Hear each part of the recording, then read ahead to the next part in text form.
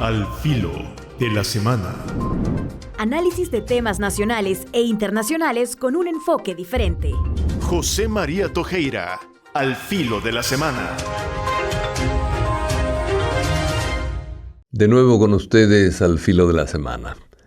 Hoy traemos unos cuantos temas, algunos vinculados al sistema judicial, otros a los despidos, lamentablemente, que ha habido, y algunos ya más especiales, como información que conviene tener en cuenta sobre energía atómica y cosas de ese estilo. Vamos a empezar con temas de justicia, ¿verdad? O de sistema judicial. Llamó la atención el hecho de que en una visita oficial a Costa Rica, ya programada, la mayor parte de los magistrados de la Corte Suprema de Justicia costarricenses dijeron que no tenían interés y que no querían tener una entrevista con el presidente Bukele. Las razones que dieron fue que los valores de tipo democrático, me imagino, que se manejaban en El Salvador desde la presidencia no eran compatibles con los valores del sistema costarricense. No ha habido discusión sobre el tema, pero es interesante que dijeran eso los magistrados, ¿verdad? Y ellos veían que de alguna manera el gobierno actual dificultaba y de alguna manera atacaba la independencia del Poder Judicial.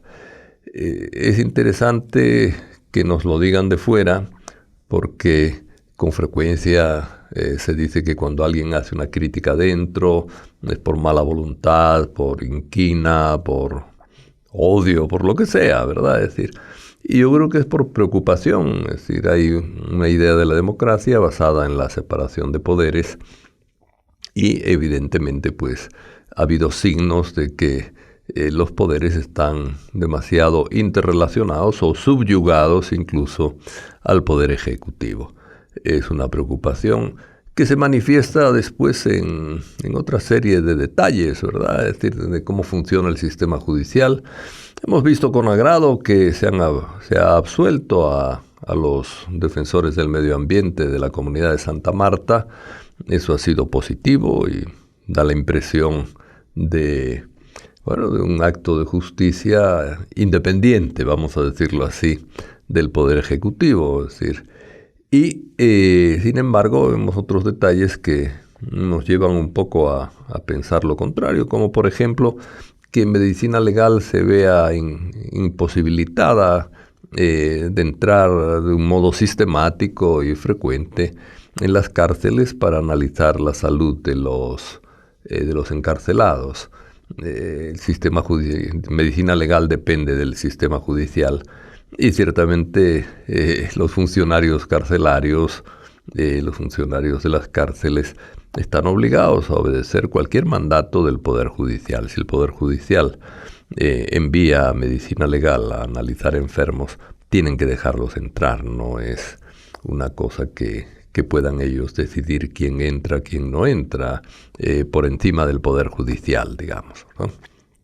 Son funcionarios al servicio de las autoridades. Y las autoridades, con respecto a quién está en la cárcel, quién debe salir, quién no debe salir, es el Poder Judicial. No son los los administradores de las cárceles, ¿verdad? Eso es un tema importante. Por otro lado, vemos algunos juicios que tienen su matiz político, como el de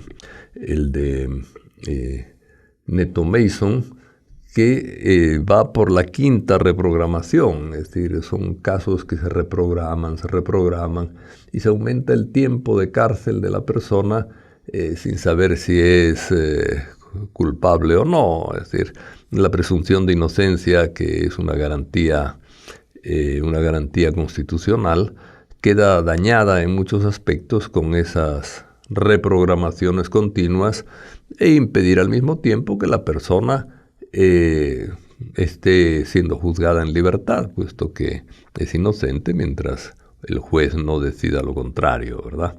Entonces, reprogramar y reprogramar es una irresponsabilidad del sistema jurídico que al menos debía compensarse con el enjuiciamiento en libertad de las personas, ¿no? Es decir, ahí algo vemos de esta dependencia judicial también es una tradición, ¿verdad? Es decir, que la presunción de inocencia pocas veces se ha respetado en el país. Con los gobiernos anteriores era lo mismo. Pero algunos casos que uno ve que necesitarían mucha mayor apertura no lo tienen, ¿verdad? Es decir, en ese sentido hay una preocupación por el sistema judicial y por la interferencia gubernamental del Poder Ejecutivo con el sistema judicial. Otra noticia importante que resaltó bastante en los periódicos fue la Marcha Blanca en defensa del escalafón y del presupuesto de salud y educación, y la reacción también gubernamental que hubo frente a eso, expulsando a algunas de las personas que habían participado en la manifestación. La manifestación es un derecho de las personas, no se debe ni reprimir ni tratar de impedir, ¿verdad? Es decir, es parte de las libertades garantizadas por la Constitución. En ese sentido, despedir a gente del trabajo por haber participado, sí me parece a mí que es una forma de dañar la libertad de las personas, aparte de la libertad y el derecho al trabajo de muchas personas cuyo trabajo no tiene que ver con que se manifiesten o no se manifiesten, etcétera, ¿verdad? Eso sí es, creo yo, lamentable, bueno, que se actúe de esa manera. También tenemos la confiscación de tierras cerca de la aduana de San Cristóbal. Se quiere hacer una nueva aduana, eso está bien, ¿verdad? Es decir, indudablemente, no vamos a decir que no se pueda hacer una nueva aduana. Además, las aduanas necesitan reforma en nuestro país, ¿verdad? A veces son casas mal hechas, que en San Cristóbal en particular no es una aduana preparada para el tráfico de vehículos que hay en esa zona, ¿verdad? Y en esa parte. En ese sentido, tener una mejor aduana es lógico y es positivo. Pero el tema de la confiscación de tierras sí es un tema que hay que tratarlo con cuidado, ¿verdad? En el caserío El Aguacatal del cantón Piedras Azules, del distrito de Candelaria de la Frontera, la gente está asustada porque ha llegado gente de Hacienda y de la empresa constructora y la gente les dice, miren, vamos a tener que construir aquí, ustedes van a tener que salir, etcétera, pero no se les dice en cuánto se les va a dar de indemnización por sus tierras, ¿verdad? Jurídicamente, además con las nuevas leyes que han salido de expropiación, pueden dar lo que el gobierno le parezca que debe dar. Yo creo que éticamente, y así hay que ver las cosas, no solamente lo jurídico, sino que éticamente, desde la responsabilidad ética, moral, deben dejar a las personas mejor de lo que estaban. Porque cuando una persona, vamos a poner por caso, le quitan 50 metros cuadrados o 100 metros cuadrados, vamos a decir así, ¿verdad? Es un terreno bastante grandecito, 100 metros cuadrados. Si se lo quitan, no basta con darle otros 100 metros cuadrados en otro lugar, porque la gente está pegada a ese lugar, la gente está acostumbrada a trabajar ese lugar, le dan otro lugar, miren, es decir, debían darle un lugar un poco más amplio, ¿verdad? Es decir, hay que dejarlos mejor de lo que estaban, no buscar que estén igual que lo que estaban, sino mejor. Y la gente tiene que estar convencida de que está mejor, no basta decirle, no, fíjese, aquí le damos 120 metros cuadrados por los 100 metros cuadrados y va a ganar 20 metros cuadrados y ya verá que luego sube el precio de estos terrenos y va a estar mucho mejor que en el otro y así pagarle barato. No es así la cosa, ¿verdad? Es decir, la gente tiene que estar convencida de que va a quedar mejor, ¿verdad? Yo creo que ese es un punto importante. Hay que dejar mejor de lo que estaban a la gente. Ojalá hagan así con esta gente, que es gente pobre del caserío El Aguacatal, ¿verdad? Es decir, no es gente que tenga grandes lujos, ni grandes casas, ni grandes terrenos. Que los dejen mejor de lo que estaban. En comunicación, en cercanía a sus trabajos, en vivienda, en fin, en todos los aspectos en que hay que dejar mejor a la gente. El último punto que queríamos tratar es el de la implementación, la creación del organismo para la implementación del programa de energía nuclear en El Salvador. Se ha creado recientemente, el 8 de julio, y se habla con frecuencia, unos dicen una cosa, otros otra. Bueno, miren, la ley de creación de este organismo es una ley breve, de 3 páginas básicamente, y lo que hace es crear un organismo que va a empezar a hacer los estudios. Es decir, no hay ningún estudio sobre energía nuclear. Se crea un organismo que haga los estudios, que desarrolle los contactos, ya hay algunos contactos con la Comisión Internacional de Energía Atómica, y que vaya viendo pues cómo se puede hacer eso. El primer paso, digamos, es muy pequeñito. Ojalá el OIPEN se va a llamar el Organismo de Implementación del Programa de Energía Nuclear en El Salvador, se va a llamar OIPEN.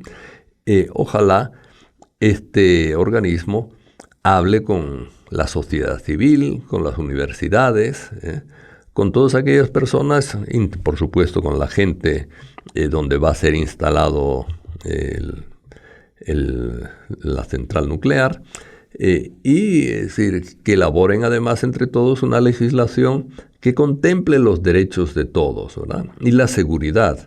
Es decir, generalmente las centrales nucleares suelen ser seguras hoy, ¿verdad? Es decir, ha habido algunos desastres en algunos lugares, como en la antigua Unión Soviética, ahora queda en Ucrania, ¿verdad?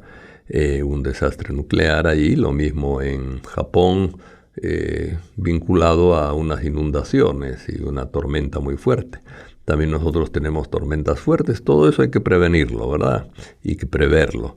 Y garantizar la seguridad del país. Un desastre nuclear en El Salvador, como digo, son seguras las centrales nucleares normalmente, pero un desastre nuclear en El Salvador podría abarcar a todo el país, ¿verdad? Entonces, queda mucho trabajo por delante si se quiere avanzar hacia ese tipo de central nuclear. Mucho trabajo por delante y muchas precauciones y muchos elementos a tomar en cuenta, ¿verdad? Es decir, el gerente de CEL decía que hasta dentro de 5 años no habría una propuesta concreta. Es lógico porque se tiene que trabajar en el tema. Ojalá se trabaje bien y no se recurra a cualquier experto, como se ha recurrido en ocasiones, por ejemplo en el campo de derechos humanos, a algún supuesto experto internacional que luego no es tan experto o hace las cosas al gusto de sus jefes, etcétera, ¿verdad? Ojalá se hagan bien las cosas, si es que se van a hacer, se tomen todas las precauciones, etcétera. Pero quería decir esto primero para que no estuviéramos como asustados. Es un proceso de largo plazo, pero un proceso de largo plazo en que las universidades, la sociedad civil, los organismos de derechos humanos, los de defensa de la tierra, de la ecología, etcétera, tienen que ser consultados e informados, ¿verdad? Es decir, ojalá no ha sido la transparencia la mayor virtud del gobierno actual. Ojalá en este punto haya verdadera transparencia y comunicación y participación con la gente. Y esto es todo por hoy. Nos vemos la próxima semana. Al filo de la semana. Análisis de temas nacionales e internacionales con un enfoque diferente. José María Tojeira, al filo de la semana.